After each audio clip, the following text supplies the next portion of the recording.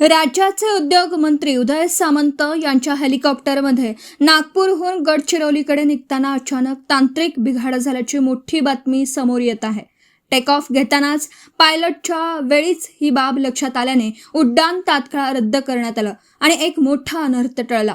शिवसेना नेते आणि उद्योग मंत्री उदय सामंत हे आज सकाळी नागपूरहून गडचिरोली येथील सुरजागड प्रकल्पाच्या पाहणी दौऱ्यासाठी रवाना होणार होते.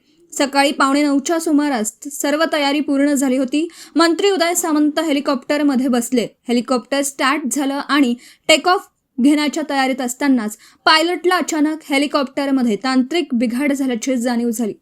पायलटने अत्यंत सतर्कता दाखवत क्षणाचाही विलंब न लावता उड्डाण रद्द केलं. या घटनेला स्वतः उदय सामंत यांनी दुजोरा दिला आहे.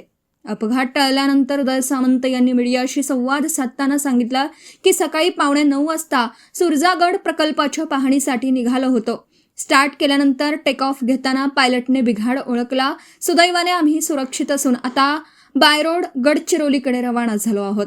दुसरीकडे उड्डाणापूर्वी करण्यात येणाऱ्या तांत्रिक तपासणीत हा बिघाड आधी का लक्षात आला नाही असा सवाल उपस्थित करत स्थानिक शिवसैनिकांनी या संपूर्ण प्रकाराच्या चौकशीची मागणी केली आहे. दरम्यान विदर्भातील खनिज संपत्ती आणि नेटवर्कला गती देणाऱ्या महत्वाकांक्षी सुरजागड विकास प्रकल्पाची पाहणी करण्यासाठी सामंत आता रस्ते मार्गाने गडचिरोलीकडे रवाना झाले आहेत.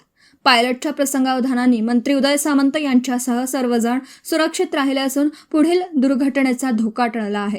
या घटनेच्या चौकशीबाबत आता प्रशासन काय पाऊल उचलतं हे पाहणं महत्त्वाचं ठरेल.